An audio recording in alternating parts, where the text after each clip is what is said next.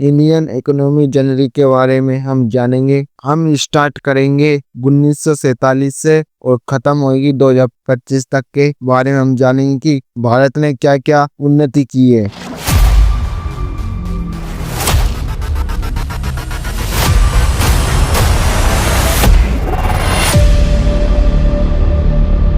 पंद्रह अगस्त 1947 भारत को मिली आज़ादी, लेकिन ये आज़ादी सिर्फ राजनीतिक नहीं थी। अब शुरू होनी थी एक नई यात्रा, एक नई चुनौती, भारत की आर्थिक आज़ादी की। आज हम जानेंगे कैसे एक गरीब बटा हुआ देश बना दुनिया की सबसे तेजी से बढ़ती अर्थव्यवस्था।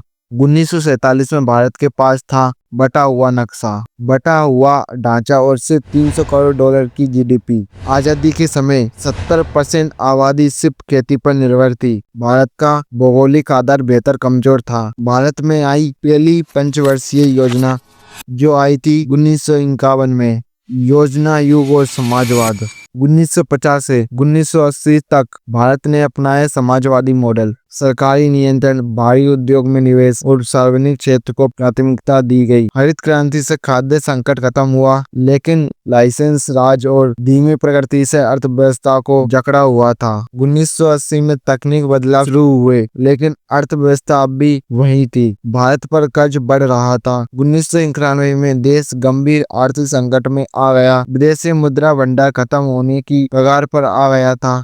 1991 उदारीकरण का दौर। 1991 में भारत ने आर्थिक उदारीकरण, निजीकरण और वैश्वीकरण, सरकार ने लाइसेंस राज खत्म कर दिया, विदेशी निवेश खोला और अर्थव्यवस्था को आजाद कर दिया। इस कदम ने भारत को बदल दिया। आने वाले दशकों में भारत एक आर्थिक ताकतवर देश बन गया। आईटी और विकास की उड़ान। आईटी और सेवा क्षेत्र ने भारत को ग्लोबल पहचान दी। टीसीएस, विप्रो जैसी कंपनियों ने भारत को तकनीकी केंद्र बना दिया। 2000 से 2010 तक भारत की जीडीपी ग्रोथ 8% तक बढ़ गई। मंदी और कोविड का झटका।